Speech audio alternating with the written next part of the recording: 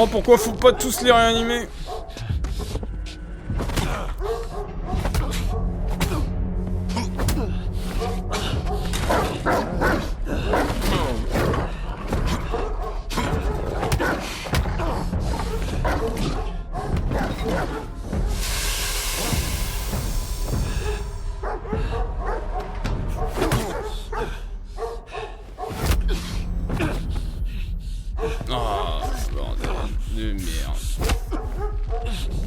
Médic, j'aurais besoin d'un coup de main là. Si tu peux lui envoyer un sédatif, ça va se faire des moments. Eh merde.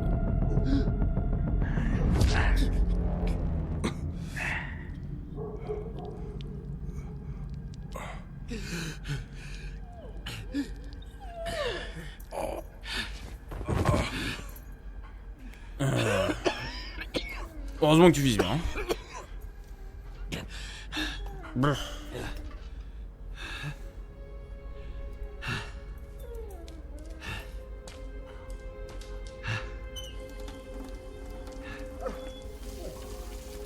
How long did you know each other? Not long.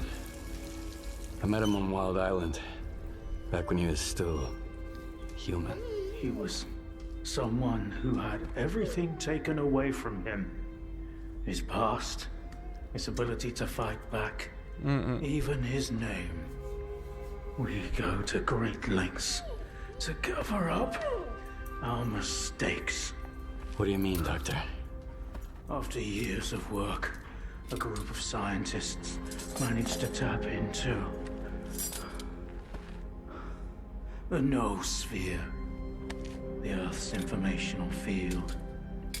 An achievement comparable at best to the conquest of space.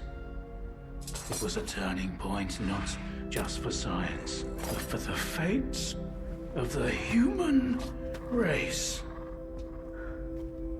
However, as with all people, each of my colleagues was truly interested in only one person. Himself. They began to dream of worldwide fame, of laurels crowning their bald, shiny heads. Naturally, the truth couldn't come out about secret laboratories, brutal experiments, and other such dubious undertakings. It was out of the question. And so, they all got carried away with their dream of a perfect world. You know how the saying goes, great minds think alike, though fools seldom differ.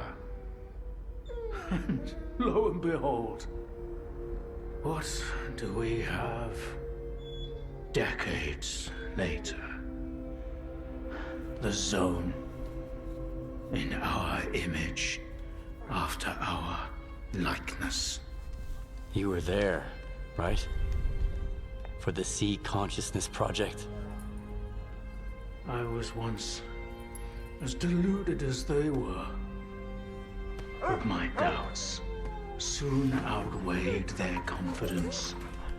And so when the experiment took place, one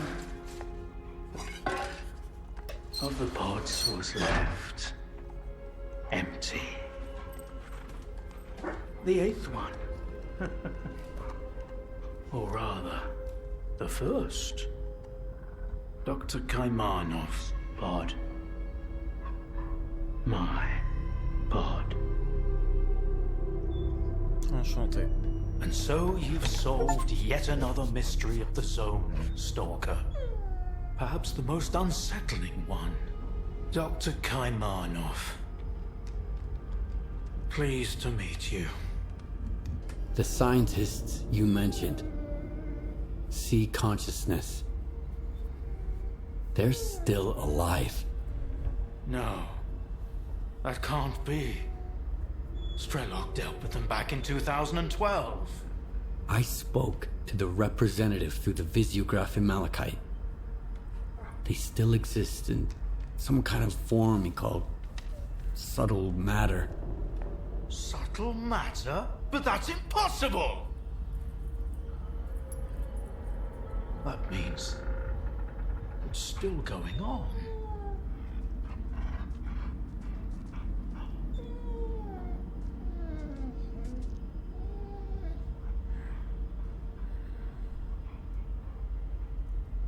What do you know about subtle matter? It was a theory developed by Valentine Darlin, the leader of sea consciousness. Apparently, he's now become the image of the representative. Back in the day, he ridiculed my calculations regarding the existence of the noosphere, while I firmly believed that subtle matter was unscientific. In the end, I turned out to be right. But if he was also close to the truth, that changes everything. According to his theory, subtle matter can preserve a reflection of a person's mind, their personality. If you're implying the representative is real, that means they actually succeeded. Before me, Strelok was the only one who'd spoken to the representative. That was back in 2012, before Sea Consciousness died. Strelok managed to reach the center of the zone and return unscathed. Then Strelok probably knows more about subtle matter than I do, along with the sea technologies that Sea Consciousness has mastered during their 6 years of frenetic activity. Chances are, he's still researching it to this day. That's why I'm looking for Strelok. Word is he's back in the zone. I haven't seen him in quite some time. Maybe that's for the best. Our perspectives on the zone have probably developed quite differently over the years. If your information is correct, I doubt he's ventured too far from the cordon. Men like him tend to develop a deep attachment to a place they regard as their own and refuse to let go.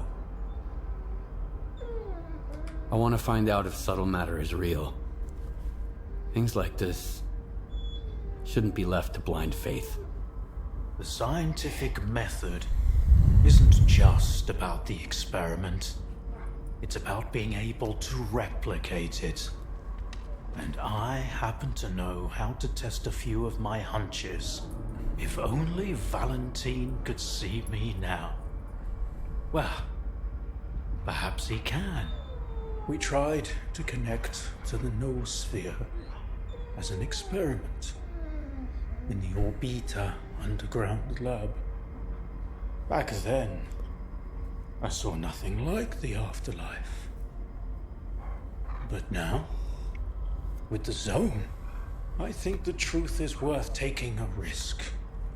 But first, you need to get the cartridge from the signature station in a different lab, X3, near the cordon.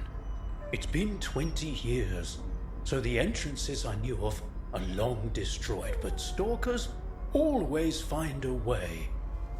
Talk to Sidorovich, he's in charge of the cordon, and could have heard some stories about X3. I'll send you the code to the cartridge slot. Take it, and head to Orbita. Good luck. Merci.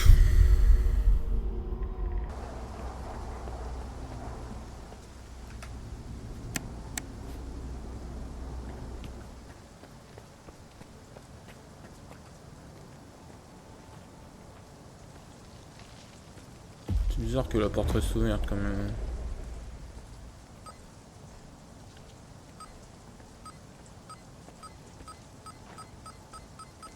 Il y a beaucoup de colliers quand même ici. Hey, Stalker! And here I thought I might get some news today. You can't imagine how many of these collars turned out to be completely useless. All I was getting was scrap metal. I hope you come bearing gifts. How did it go? Hand them over. I'll check them out right away. Don't wander off now.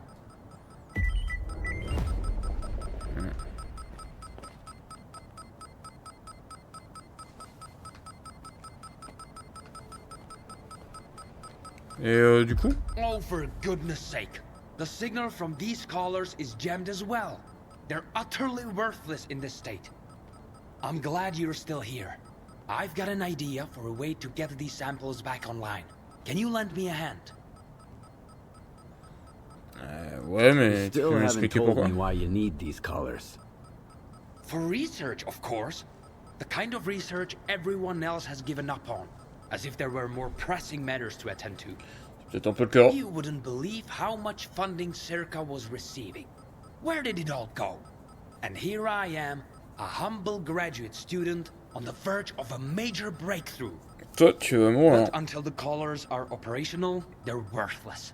And that makes all of my work worthless too. Tell me what I need to do. Something's disrupting the connection between the collars and the X network. I've identified the approximate location of the device.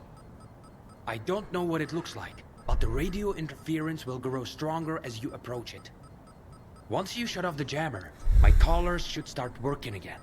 You can simply break the thing, if that's what it takes to get the signal through. Ok, ça marche.